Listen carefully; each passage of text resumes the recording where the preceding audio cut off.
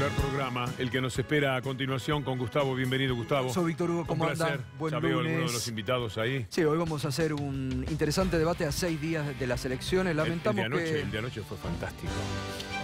Heller.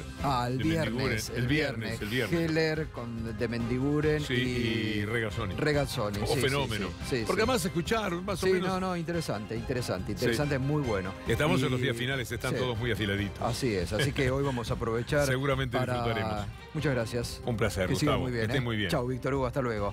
Señoras y señores, aquí comienza minuto 1 en la pantalla de C5N, La Realidad. Como les digo todas las noches, se quedó mirando Víctor Hugo porque aparecieron ahora los paneles. Aparecieron los títulos que a él le gusta siempre pispear para ver dónde viene el programa. Y sí, tenemos muchos temas de actualidad. A 6 días, recta final, el hashtag con el que nos podés acompañar.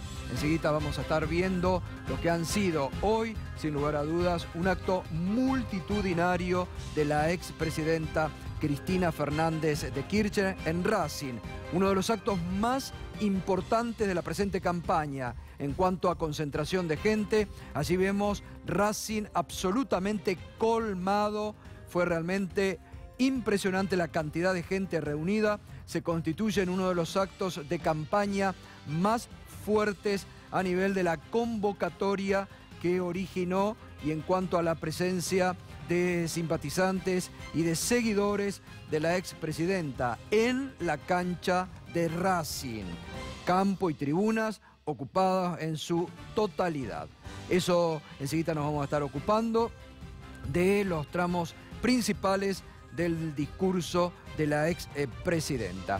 Por supuesto, como todas las noches nos seguimos preguntando ¿dónde está Santiago Maldonado? Nos vamos a seguir preguntando también después del 22 para aquellos que hablan de que es un tema electoral. Nos vamos a seguir ocupando en este programa porque además, aunque no se da a conocer, pero se van produciendo, aunque tal vez a paso muy lento, novedades en el juzgado del doctor Geral, que está trabajando en el tema. Y por supuesto, sigue la polémica abierta la semana pasada, cuando el candidato a diputado nacional, Marcelo Ramal, descolocó en el debate con una pregunta sobre Santiago Maldonado a Elisa Carrió, lo que le ha traído a Elisa Carrió y esa situación alteró un poco los planes de Cambiemos. Obviamente no le va a mover el amperímetro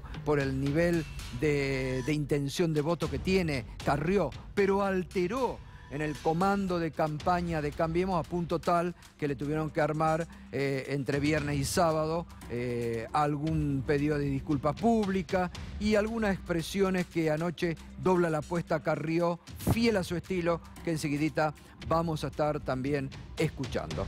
Bien, Evita votaría a Cristina, Perón a Tayana y ambos a Unidad Ciudadana, le dijo la expresidenta en Racing. El dolor y el quiebre emocional de Sergio Maldonado el sábado en el programa de Andy Kuznetsov demostró lo que yo les vengo contando aquí.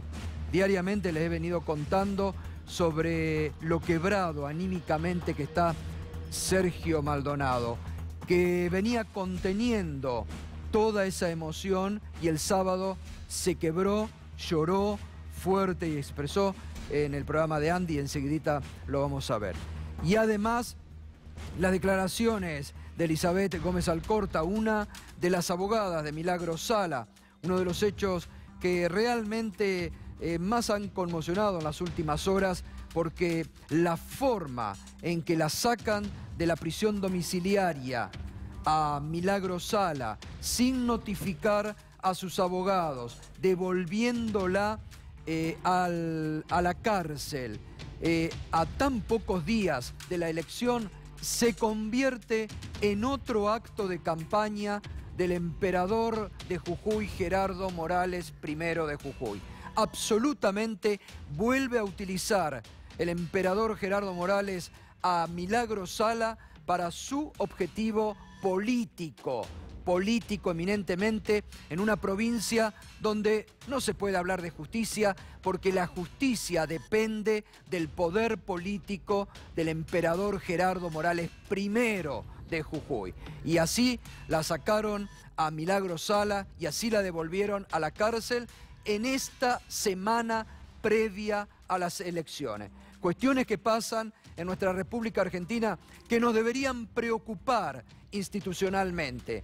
Pero estamos en un momento donde la mayor parte de la dirigencia opositora está adormecida, que estas cuestiones pareciera que tampoco penetran en la piel de muchos dirigentes de la oposición, que ven esto como algo naturalizado, como lo naturaliza el gobierno, también muchos dirigentes de la oposición lo naturalizan, como han naturalizado el caso Santiago Maldonado.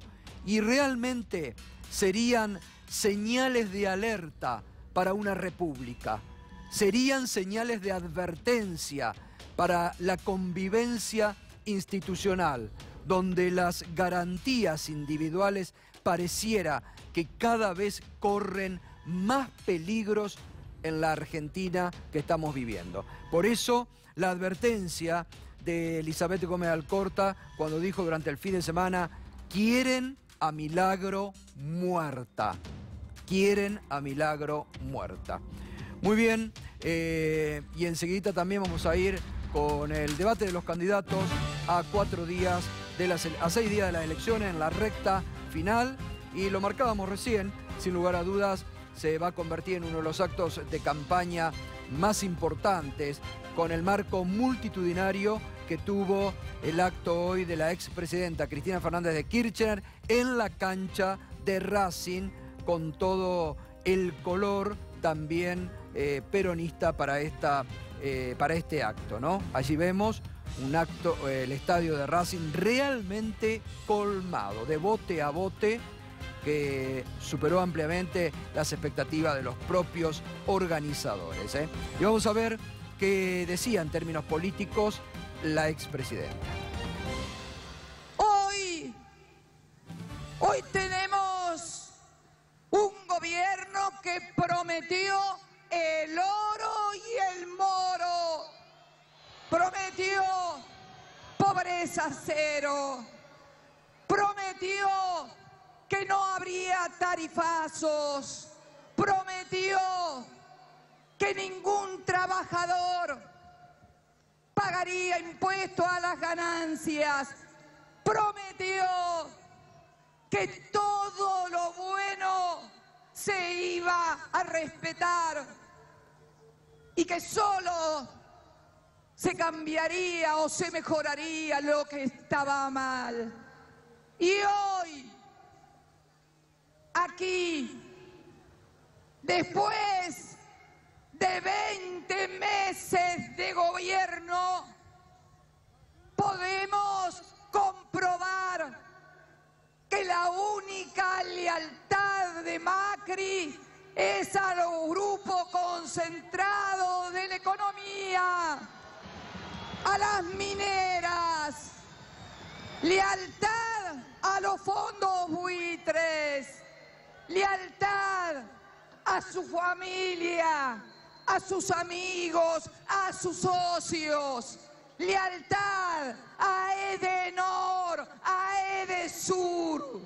Esa es la lealtad que hoy puede exhibir el gobierno. Ser peronista hoy es decir: basta ya, Macri, con tanta malaria para el pueblo. Si Perón y si Evita estuvieran aquí, ¿a quién votarían? Evita a Cristina, Perón a Tayana y los dos juntos a Unidad Ciudadana.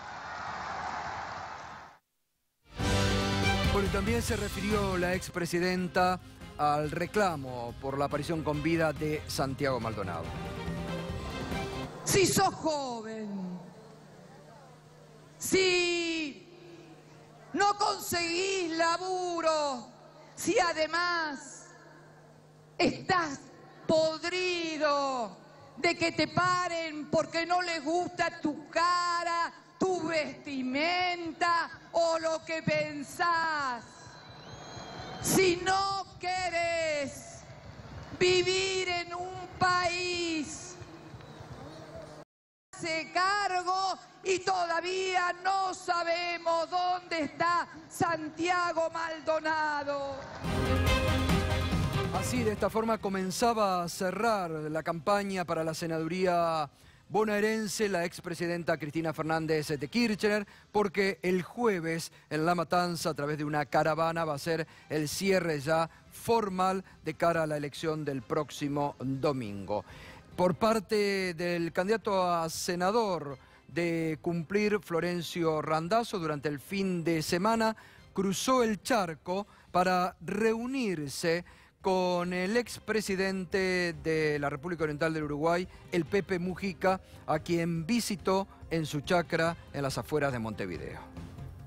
Estuvimos en la chacra de Pepe Mujica, donde él vive con su señora, con Lucía, que hoy es vicepresidenta de la Nación, y la verdad que fuimos recibidos con un enorme afecto y cariño, el cariño que tiene Pepe y la amabilidad de recibirnos en su casa, ¿no? Para nosotros fue un placer escucharlo por más de 3 horas, porque es un ejemplo, más allá de haber sido presidente de la República Oriental del Uruguay, más allá de su historia, que es muy rica, es un militante, un ejemplo de coherencia, un hombre que por encima de todo pone los valores, esos valores que lo hacen tan íntegro, que lo hacen tan sobrio, que tienen que ver con su forma de vida. Así que para nosotros es un placer escucharlo. Por su parte, Sergio Massa volvió también a las caravanas, estuvo hoy de recorrida a través de esta forma también en los actos políticos de cercanía a la gente, y esto decía también en un momento Sergio Massa. Aprovechamos para pedirle el voto a aquellos que no quieren que en la Argentina haya reforma laboral y que quieren una dirigencia que con firmeza y sin causas en la justicia pueda defenderla en el Congreso. Aprovechamos para darle la mano a nuestros jubilados y decirles que se queden tranquilos, que desde el 10 de diciembre en el Congreso van a tener una fuerza peleando con mucha vigorosidad por el 82% móvil, para que la plata del ANSES se use entre los jubilados. Aprovechamos para transmitirle a los pymes de La Matanza, que son muchos y que hoy la están pasando mal, que se queden tranquilos, que nosotros somos los que creemos en la industria nacional y que creemos en la defensa de lo nuestro, y que los vamos a defender peleando una rebaja de impuestos para que las pymes, los comercios paguen menos, para que un poco en la Argentina haya justicia en el sistema de impuestos. Pero sobre todas las cosas aprovechamos para decirle a muchos que hoy sufren porque la luz, porque el gas, porque el agua aumentaron más que lo que aumentan los sueldos, que se queden tranquilos, que tenemos la firmeza, los equipos para poner límites, para corregir el rumbo, sin por eso destruir a la Argentina. Muy bien, hoy Cambiemos prácticamente no hizo campaña, durante el fin de semana sí hizo timbreo. La gente de Cambiemos prácticamente está focalizando en esta última semana y en un verdadero raíz del televisivo. La gobernadora de la provincia de Buenos Aires, María Eugenia Vidal, ha quedado sobre ella y sobre sus espaldas la recta final, a través de un raíz televisivo en distintos programas, donde suele ir acompañada de los candidatos, pero donde la que lleva realmente el discurso es la gobernadora María Eugenia Vidal. Y el presidente Macri, que estuvo el viernes participando del cierre del coloquio IDEA, se quedó a descansar durante todo el fin de semana en el complejo turístico de Chapadmalal. Por eso prácticamente hoy no hubo actividad de los candidatos de Cambiemos. Volvemos al tema y al caso de Santiago Maldonado. La semana pasada lo hablamos aquí, lo hablamos incluso con Marcelo Ramal y con Moira Millán, la dirigente mapuche que nos acompañó el jueves pasado, pero las declaraciones de Carrió realmente cayeron muy mal en gran parte de la sociedad. Cuando Carrió expresó que un 20% había posibilidades que Santiago Maldonado esté en la RAM, que haya pasado la clandestinidad y que esté en Chile, eso produjo realmente en un sector muy importante de la sociedad una conmoción muy fuerte. Y también para adentro de Cambiemos, que se sintieron sorprendidos por estas declaraciones de Elisa Carrió. Durante el fin de semana intentó un pedido de disculpas, pero anoche Carrió redobló la apuesta y volvió a ser Carrió.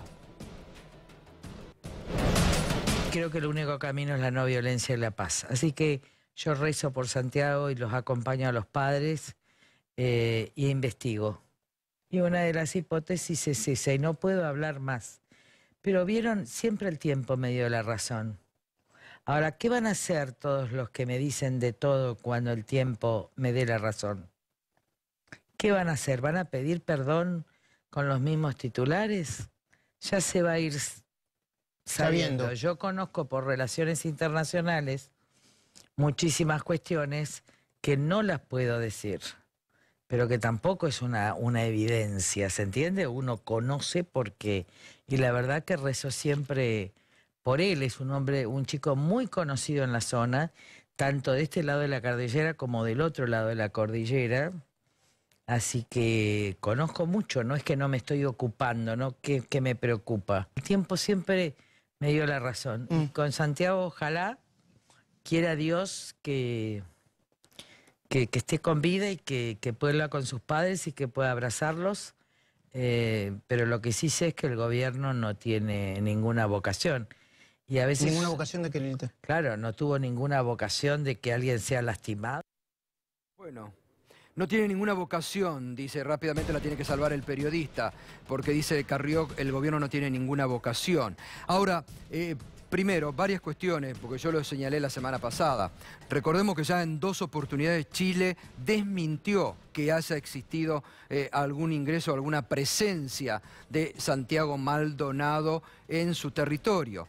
Que en esa zona la confraternidad entre gendarmes y los carabineros es muy cercana, donde hay mucho pase de información diario, es decir, que deberían saber los propios gendarmes. Pero además, me parece que es muy grave lo que dice Carrió, porque si ella tiene información, la debería aportar ya a la justicia. O la fiscal del caso ya la tendría que convocar mañana mismo a la doctora Elisa Carrió, porque es gravísimo lo que está pasando a nivel institucional. Estamos hablando de una desaparición forzada de una persona que hace 75 días que está siendo buscada. ¿Cómo va a decir la doctora Carrió que ella tiene información pero que no puede compartir? ¿Y dónde está la justicia? ¿Dónde está una fiscal? ¿Cómo? ¿No la convoca a la doctora Carrió, la fiscal, el juez de la causa, para que digan, aporte información si la tiene? Porque si no, nos estamos burlando de las instituciones, de esa república que la propia doctora Carrió siempre ha hablado y ha dicho que defiende. Si ella tiene información, se la debería dar al gobierno. ¿O el gobierno esconde información sobre Santiago Maldonado? Porque es llamativo lo que dice la doctora Carrió. Me parece que es una anormalidad que nos quedemos con esto de que tiene información, pero no la puede revelar. ¿De dónde es la información que tiene? Todos nos estamos preguntando diariamente, ¿dónde está Santiago Maldonado? No se lo puede tratar tan ligeramente al tema y decir, yo tengo información, pero no importa. Porque pareciera que acá lo que importa es si le van a dar la razón a ella o no. Lo que importa aquí es Santiago Maldonado. La familia que sufre. Mire cómo se quiebra el hermano. ¿Por qué se quiebra el hermano? Porque están cansados de las mentiras diarias, de la difamación que se hace, de la negación que se hace diariamente de Santiago Maldonado.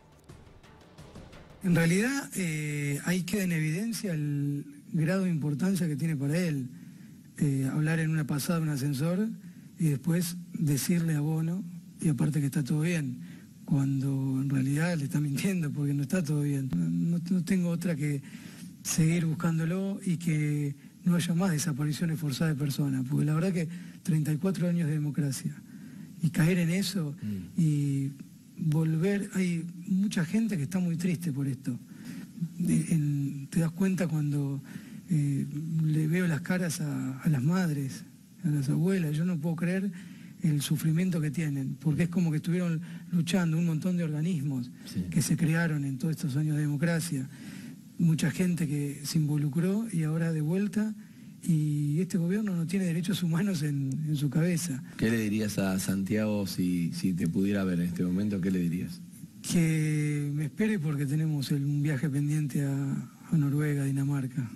¿A Dinamarca y a Noruega? Tenemos, yo fui solo 2 veces y teníamos eso, que eso me escribió en una carta la última vez y fue lo que yo le respondí en una que leí a los 2 meses en Plaza de Mayo, diciéndole, porque él me decía que estaba pendiente ese viaje, así que lo espero para eso. Ojalá lo puedan hacer. Ojalá. Gracias.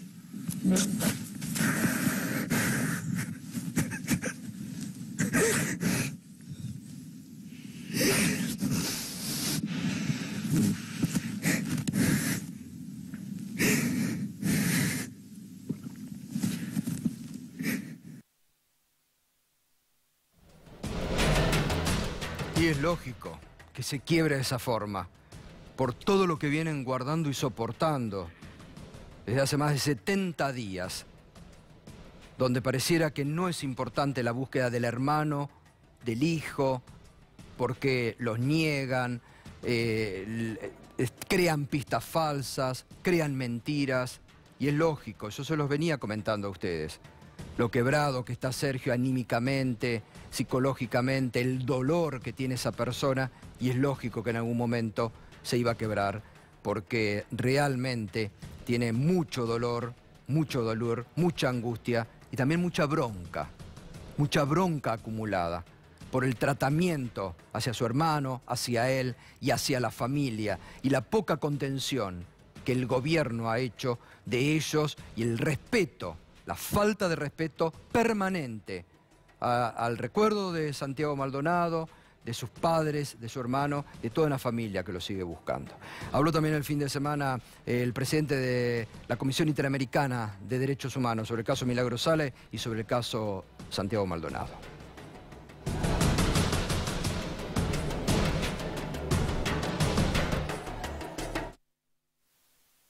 Nosotros como comisión, luego de evaluar largamente el asunto y la visita que realizamos al penal, dictamos una medida cautelar que planteaba la necesidad de que Milagros Sala tuviera una situación distinta a la prisión, un arresto domiciliario o una libertad con vigilancia y restricciones. Conocer este traslado, sin duda, resulta preocupante.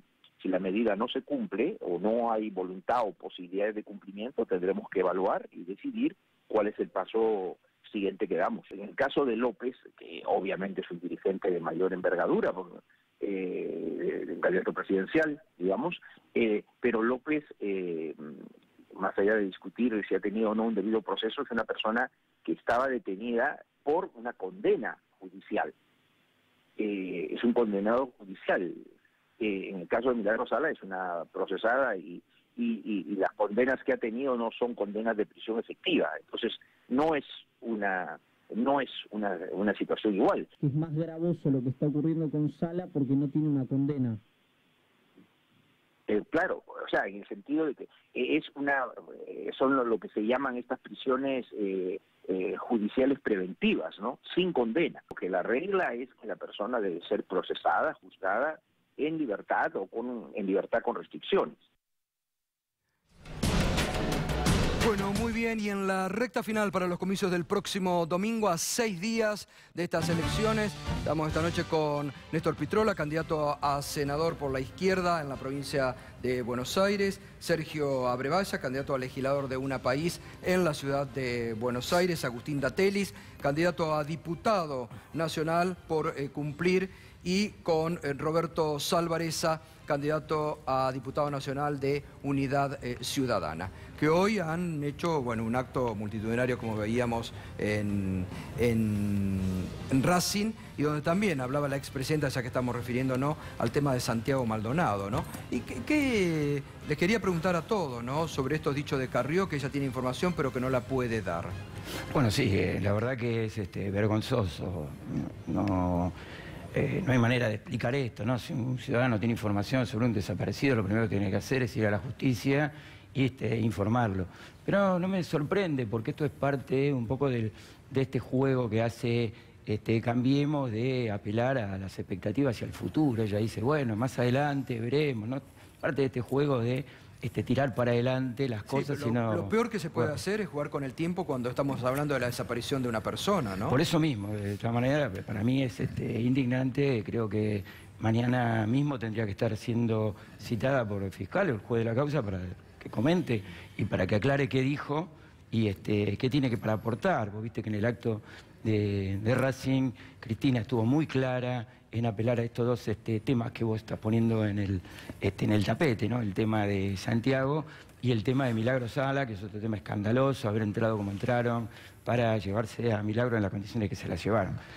Nosotros venimos muy preocupados, lo hemos dicho, Cristina hizo una conferencia de prensa, vos la viste hace unos días atrás, donde mostró claramente la persecución y la pérdida de derechos que está el gobierno está avanzando con estas políticas. Néstor Pitrola, lo de Carrió, y bueno, todo se inicia cuando el otro día Marcelo la saca un poco y la pone en esa posición incómoda. Yo creo que la doctora Carrió descarriló ante la determinación de Marcelo Ramal para que ella dé explicaciones, porque ella es la representante del poder político hoy. Y creo que no ha tenido responsabilidad frente a semejante electorado que la votó en las PASO de agosto. Y yo quiero dar un antecedente. Ella después de las PASO se fue varias semanas de vacaciones. Cuando vuelve, sin saber nada del caso Maldonado, convalidó a la ministra Bullrich. Es decir, ciegamente apoya al poder político y la impunidad. En cambio, se presenta como la fiscal de la República. Si ella se autoproclama fiscal de la República, acá hay que saber la responsabilidad del Ministerio de Seguridad, de Pablo Nocetti, que estuvo presente allí. Luego de 2 meses, donde se ha cerrado el círculo sobre la gendarmería, de la manera que se ha cerrado, sabiendo que usaron armas de fuego, que llegaron al río, que dijeron tenemos a uno, los testimonios que se presentaron, que hubo que cambiar el juez de la causa. Carrió, que se pretende fiscal de la República, dice que puede estar en Chile. Y ahora dice, tomando el pelo al pueblo argentino, que el futuro le va a dar la razón. Después del 22 de octubre, seguramente, ¿no? Yo creo que debe citarle el fiscal y que lo de Carrió es parte de un encubrimiento. Ella no tiene ninguna condición, es una vergüenza el accionar de la doctora Carrió frente al caso Maldonado, y es una vergüenza en general frente a toda la corrupción, porque ve la corrupción con un ojo, ¿no? Sergio Brevalla, tu reflexión. A mí me pareció increíble lo que dijo ese día del 20% de posibilidades, ¿no? Uno se preguntaba, ¿cómo será el cálculo del 20%? Agarra las pruebas y estas valen 10%, vale 3%.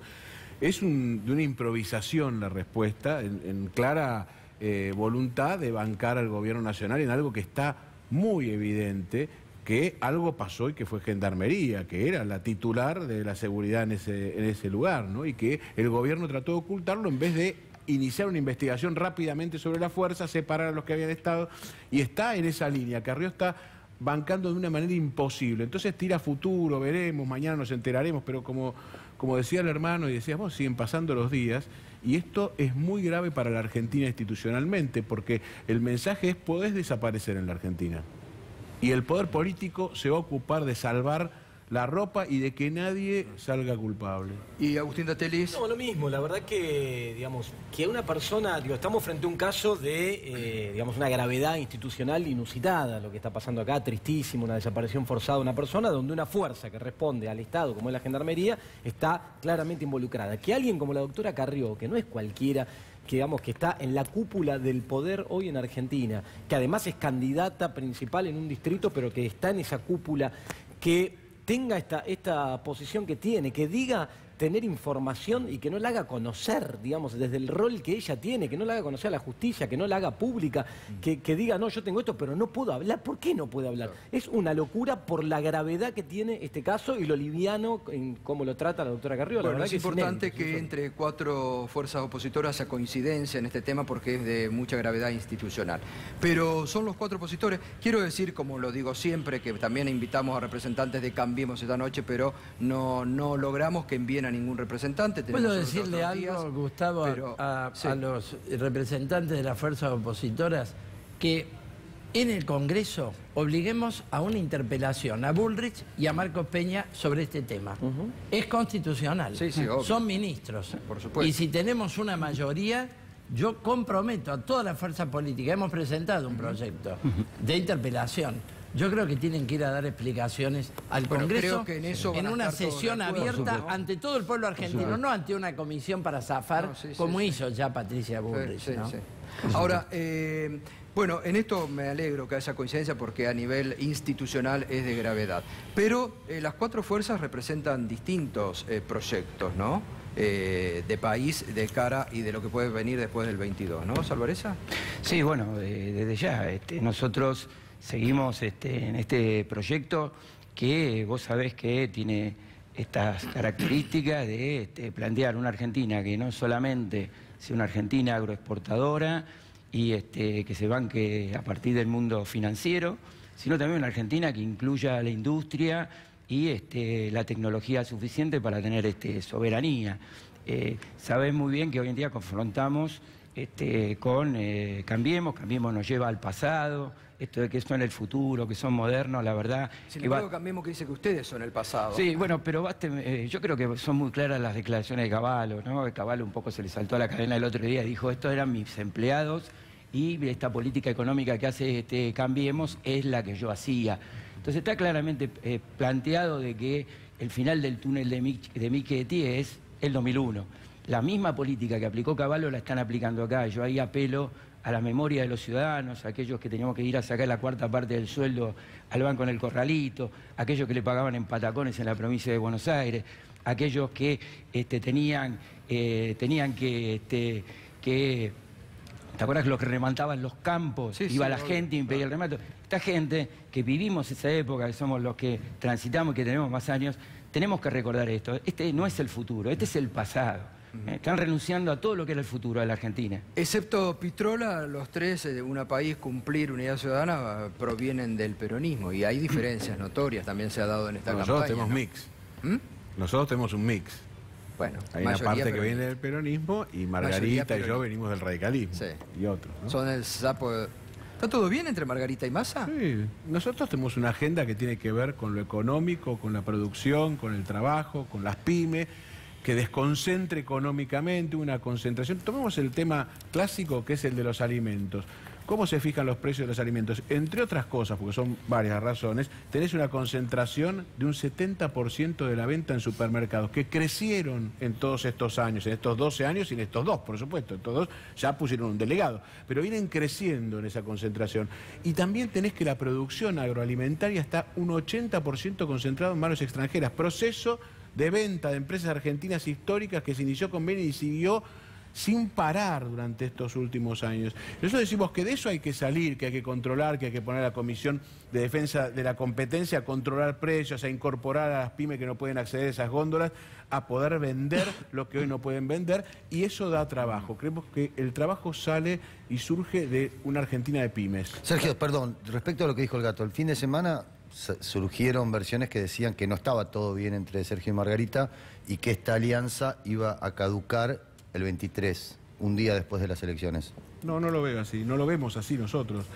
Por supuesto, vos podrías decir, bueno, pero si Massa tal cosa, dentro de 2 años se une al kirchnerismo... No, pues digo el 23, no estoy diciendo dentro de 2 años. No, pero si pasase algo extraño, sí, si pasa algo extraño, todo... Claro, todo por supuesto. La visión nuestra es que es una construcción de una fuerza, un frente, nosotros creemos que puede ser la contraposición del macrismo como frente progresista, que no hay más posibilidad de construir radicalismo, peronismo, radicalismo ya está claro, o peronismo albergando dos miradas diferentes ideológicamente, que tenés que construir frentes, esto es radicales, socialistas, peronistas. Esta es nuestra visión. Si esto continúa así en un país, que yo lo veo así, me parece que seguiremos. Agustín. Sí, mira, la verdad que una cosita. En términos de diagnóstico, primero vos hacías referencia a el espacio peronista, del Frente Justicialista. El peronismo en la provincia de Buenos Aires es el espacio del Frente Justicialista cumplir, en donde estamos nosotros. Bueno, Está bien, otros espacios políticos que tienen esta mezcla o que... Tan disperso el peronismo está hoy disperso. Pero está bien, nadie digo, se puede han tomado la hoy. decisión de Unidad Ciudadana de dejar al peronismo de lado y armar una fuerza aparte, por afuera del peronismo. En los hechos esto es así. ¿Qué dices, Alvareza? No, a ver, yo creo que el pueblo peronista está ahí, lo podés ver. Una cosa es el justicialismo No, y una otra parte cosa es del el pueblo peronismo. peronista puede ser Discúlpame, el pueblo peronismo y 3 millones de votos, 3.200.000 votos, muestra claramente que el peronismo está con nosotros y no está con ustedes. No, a ver, yo creo que en este diagnóstico que veníamos haciendo, muchas de las cosas las vamos a compartir. La situación por la cual va la economía argentina y hacia dónde va la economía argentina hoy es muy peligrosa. Yo comparto el escenario de que vamos a un esquema muy parecido a una crisis de las características del 2001, sobrecarga de la deuda, que hoy estamos en un esquema de valorización financiera que va en detrimento de lo productivo, del empleo, que se va a avanzar en reformas muy probablemente que van a apuntar a perder los derechos de los trabajadores y que eso hay que defender. Pero me parece a mí también que en esto que marcabas de los diferentes peronismos, no hay que caer en recetas de tinte completamente oportunista, como me parece a mí, con todo respeto, que del espacio del masismo caen cuando te dicen, por ejemplo, que controlar los precios tiene que ver con sacarle el impuesto del IVA a la canasta básica, o cuestiones muy simplistas que apuntan a una simplicidad en lo comunicacional, pero que son de un oportunismo que no conducen a ninguna solución concreta, o desde el espacio de Unidad Ciudadana, donde yo, la verdad, sinceramente, y formé parte durante muchos años de ese espacio, lo que era el Frente para la Victoria, me parece que no hacen autocrítica del pasado, que muchas cosas hubo errores de política económica que se cometieron durante los últimos años, sobre todo en la última etapa, del 2011 en adelante, y de los cuales no se hacen autocrítica. Recién lo escuchaba hablar de la necesidad de industrializar. Bueno, cuando la economía argentina enfrentó una restricción en el frente externo hacia los años 2014, 2015, ¿qué se hizo en pos de industrialización? O cuando yo escuchaba recién a la expresidenta hablar del impuesto a la ganancia de los trabajadores, ¿qué corrección se hizo con la escala del impuesto a la ganancia para que no recaiga sobre los trabajadores? Entonces, creo que hay que hacer autocrítica del pasado, y por eso nosotros planteamos un escenario de construcción a futuro, defendiendo las banderas del peronismo, los ideales que siempre defendimos, los valores que siempre defendimos, pero con una idea de construcción. Y la verdad es que en esta coyuntura política entendemos que la figura de la expresidenta permitió la discusión del pasado. Y esa discusión del pasado es completamente funcional al gobierno y a Mauricio Macri. No, yo acá quiero terciar. Sí, yo quiero terciar porque no es serio. No es serio. Por una parte, hoy estuve en Tigre, se vino a sacar una foto una mujer que repartía Unidad Ciudadana, me dice, porque mis 3 hijas votan al Frente de Izquierda, genial. Del otro lado, Zamora, el intendente de Tigre.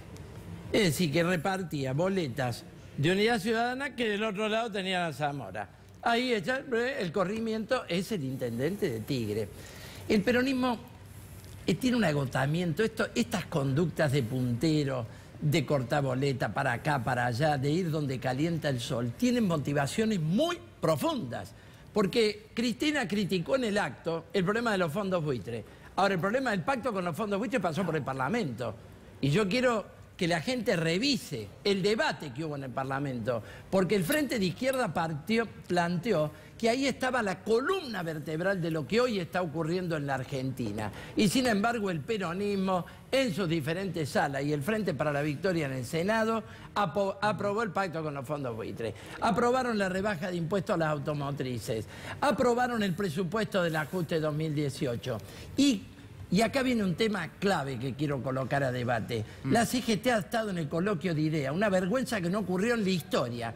Y después, las distintas salas del peronismo dicen, como la CGT apoya las leyes de Macri, las tenemos que votar porque peronistas somos un minuto, todos. ¿quiere contestar algo, Roberto? Que ahora Sí, voy a por ir a algo de justamente lo que acaba de decir. Sí, bueno, yo creo que el tema de la industrialización y la actividad de las pymes fue obviamente increciendo en todo el periodo del 2003 al 2015.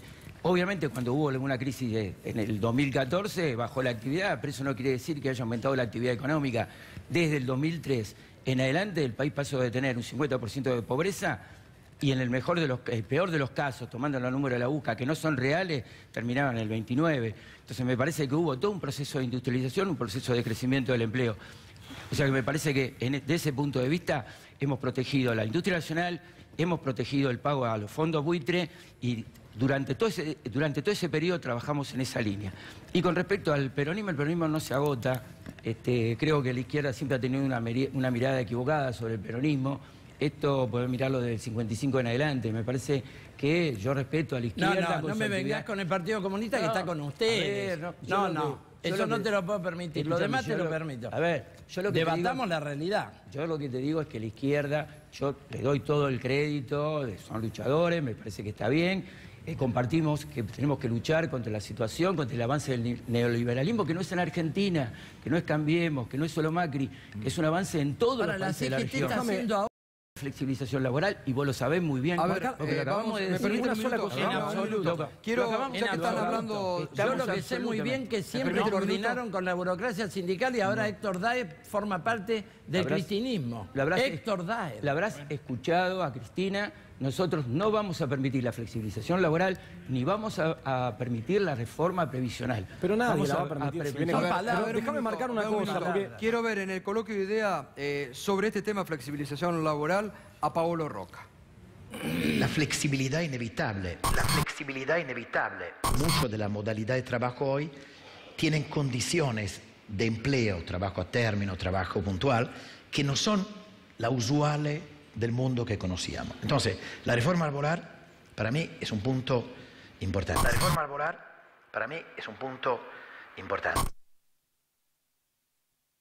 Bueno, Paolo Roca lo escuchaba, ¿no? Sí, pero... la flexibilidad es inevitable. Marcar una cosita. Es inevitable. No hay duda que cierta clase del empresariado, representado por ejemplo por Paolo Roca, va a querer avanzar. Estaba todo el empresariado. Sí, por eso. Lo que se junta en ideas, sobre todo, y de lo cual este gobierno forma parte, porque están ahí y son lo mismo, digamos, van a querer avanzar hacia una reforma de flexibilización laboral que yo creo que todos los que estamos acá de diferentes perfiles de la oposición vamos a intentar impedir y entender que algunas cuestiones hay que modificar, pero que siempre sea defendiendo los derechos de los trabajadores. Pero déjame marcar algo de lo que decía Alvareza, porque me preocupa a mí, y es parte de lo que decía al principio de la falta de autocrítica. Marcaba, por ejemplo, la industrialización durante este periodo que vos marcás. Es cierto que del periodo de donde se arrancó, el 2003, y yo lo viví, y es así, pero después faltaron reformas estructurales en la última etapa, que hay que entender, que hay que hacer un mea culpa, que hay que hacer una autocrítica, revisar, porque si no, no hay posibilidad de plantearle de cara a los argentinos lo que necesita el país para avanzar ciertamente, porque veníamos de un entramado industrial destruido, veníamos del 50% de pobreza, las políticas que se implementaron permitieron esas mejoras que vos marcás a lo largo de determinados años, pero en la última etapa se abrazaron caprichosamente algunas medidas que no permitió cerrar frentes o avanzar con un rol del Estado estratégico para mejorar en términos de industrialización. Por eso nosotros estamos trabajando en propuestas que permiten avanzar en ese sentido. Eso es lo que estamos discutiendo. Bueno, me permiten un minuto, completamos este tema justamente con Berco, a ver de los dichos y de la presión del empresariado en idea sobre la flexibilización laboral que parece que se viene después del 22. Me tomé un rato, Gato, y me puse a mirar los balances del grupo Techint, junto con un economista que se llama Gustavo García Zanotti, rosarino él, que es de los especialistas de la nueva generación en estudiar balances en Estados Unidos, en Luxemburgo, en distintos lugares del mundo, porque Techint es precisamente un conglomerado con sede en Luxemburgo y con actividades en toda Latinoamérica y en otras regiones del mundo, inclusive Europa. ¿Qué muestran los números? Lo que muestran es que Paolo Roca pide flexibilización y pide protección de su producción en Argentina, es decir, que no entre a cero de la competencia, sobre todo China, pero que paulatinamente en los últimos años fue mudando su producción y sobre todo su empleo a un país de salarios bajos, a México. Mirá lo que surge de ver solamente el empleo en el balance de Techint. Insisto, estos son datos oficiales, datos que presentó ante las distintas bolsas del mundo, en este caso ante la Security and Exchange Commission, que controla los que cotizan en bolsa en Nueva York. Tenaris Siderca, la nave insignia del grupo Techint, que fabrica tubos sin costura. Su empleo en todo el mundo bajó porque bajó el precio del petróleo y trabaja para el petróleo. Pero fíjense ustedes cómo México se convirtió en solo 10 años en el país donde más emplea Techint. Claro, Paolo Roca pide flexibilización como siendo una empresa argentina, como si fuera una empresa argentina, pero actúa como una multinacional que muda su producción de manera muy notoria. Fíjense, en 2006 empleaba la mitad de gente en México que en Argentina, esta división, la nave insignia del grupo Techint, Tenaris Siderca. Y fíjense lo que ocurre en 2016 según su balance. México sobrepasa a la Argentina en términos de aporte al empleo que genera este grupo multinacional. Lo mismo pasa en Ternium Siderar, que es la división de aceros planos y largos de Techint, la división que hace la chapa para los autos, los hierros para la construcción y insumos de uso muy difundido en Argentina. Poneme la siguiente placa, Nico. Ahí vas a ver que Ternium Siderar, claro, en 2006 ya empleaba más gente en México que en Argentina, pero que el incremento es descomunal en México, mientras que en Argentina se mantiene prácticamente igual. Insisto, datos de los balances de Tenaris Siderca y de Ternium Siderar. Paolo Roca pide flexibilización en Argentina, pero ya está actuando en consecuencia y mudando al país que es en Latinoamérica el ejemplo de flexibilidad, que es México. Uno le podría decir, en todo caso, es consecuente con sus palabras. Claro, el problema es que en Argentina pide que no se lo trate como una empresa extranjera, sino que se lo trate como una empresa nacional y que se proteja, por ende, su producción de la competencia importada. Te quiero mostrar una última para que veas que en realidad en Argentina no es que las empresas no se pueden achicar, porque Roca decía en otro tramo de su discurso, a mí me pareció muy, pero muy paradigmático lo de Roca. Me parece que es un ariete de algo que va a seguir muy fuerte, que es la presión para flexibilizar el trabajo en los próximos 2 años en Argentina. Y fíjate, 2014 contra 2016 estoy comparando, ¿no? Porque esto es una tendencia mundial la que se vive de la flexibilización. 2014-2016, Tenaris en el mundo echó 8.417 empleados, o sea, redujo un 30% su plantel. Claro, de la mano de la caída de los precios del petróleo. En Argentina redujo 25%. No es que los convenios laborales de Argentina no le permitan a una empresa reducirse. Donde se redujo algo menos es en la Italia natal de Paolo Roca, hombre que nació en Milán y que comparte su estadía, digamos, reparte su vida entre Milán, Argentina y Nueva York. Pero claro, en Italia se ve que las leyes son todavía menos flexibles porque el 20% solamente es lo que redujo de su plantel allí. Datos, insisto, que permiten contrastar lo que dice un empresario en un ámbito tan influyente como IDEA con lo que muestra su balance, Gato. Berco, gracias por actualizarnos siempre la información, pero pese a lo que bien está mostrando Berco, que sale, como digo habitualmente, de la realidad, de sus propios balances, avanza. Brillante. Y hay que agregar, Gustavo, que en la mitad de la planta de Tenaris está violentado el convenio siderúrgico. El personal está tercerizado. Esos 1.600 trabajadores se fueron con los famosos retiros voluntarios, que son aprietes, te saco la tarea, te empiezo a perseguir y finalmente agarrar la indemnización. Se está ocurriendo lamentablemente en algunos sindicatos. O sea, algunos sindicatos han flexibilizado de hecho. Absolutamente, lo está permitiendo la UOM. Sí. Y yo le quería preguntar a Datelli si piensa que con la unión ferroviaria de los herederos de Pedraza, que está en la lista de Randazzo, van a parar la flexibilidad laboral. Hay que decir la realidad. Si los sindicatos no se ponen a la altura de las circunstancias en un momento crucial, la reforma laboral que han pedido en el coloquio de IDEA es peor que la de Brasil, solo que piensan contar con el concurso. No entendí la chicana, de heredero de Pedraza, ningún heredero de Pedraza. La unidad ferroviaria hoy tiene otra conducción, Sergio Sacia está a la cabeza de esa conducción. Son todos los de la lista verde de Pedraza. Los derechos de los trabajadores vienen trabajando para eso. Es más, se está por presentar desde la Unión Ferroviaria ahora un proyecto de ley que apunta a generar empleo, a mejorar todo lo que tiene que ver con la estructura ferroviaria en Argentina, en el Congreso de la Nación, y en el medio de eso generar empleo y mejorar la calidad de empleo de los trabajadores. Hace 4 días con los trabajadores de los talleres ferroviarios de Remedio de Escalada. No hay ninguna inversión. Levantaron en FER siendo Randazzo ministro. Han cerrado talleres ferroviarios. El mantenimiento lo está viniendo de China.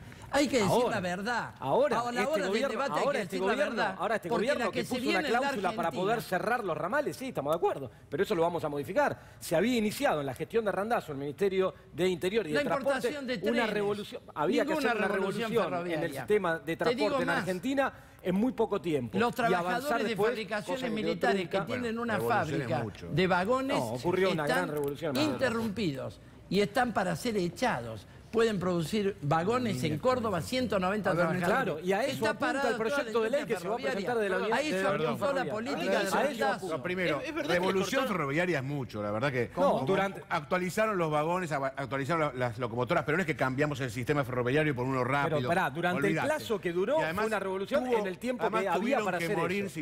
tuvieron que morir en 11, muchos como para que ustedes se acuerden que había que hacerlo. Bueno, sí, y son ustedes llegaron hasta el final. Vos que me decías cuando Randazzo se hace oportunistas por cargo lo del de IVA, transporte, ustedes 6 llegaron hasta el meses final. después Lo que me parece de lo de Roca, que es la reflexión que hay que tener, es que es lo increíble de la Argentina, que es que el sector que más gana, que en realidad no sufre lo que llaman costo laboral, que es mentira, no lo sufre, es el que te lo reclama. Es decir, lo puede absorber perfectamente. La pyme, que es la que tiene más dificultad, nunca te lo reclama, al contrario, porque está mucho más cerca del trabajador. Te plantea que necesita vender para Bueno, poder a ver, sostenerlo. los científicos ya tienen flexibilización, ¿no? El CONICET Sí, bueno. es un claro ejemplo de flexibilización. Sí, por supuesto. Y quisiera agregar al tema de la fabricación de los vagones por parte de fabricaciones militares, el tema de la fabricación de los aviones, el Pampa, que es un avión superior a los Texan. Estamos gastando 170 millones de dólares en comprar Texan americanos, ¿sí? Mientras que la fábrica aeronáutica de Córdoba puede hacer esos mismos aviones o mejores.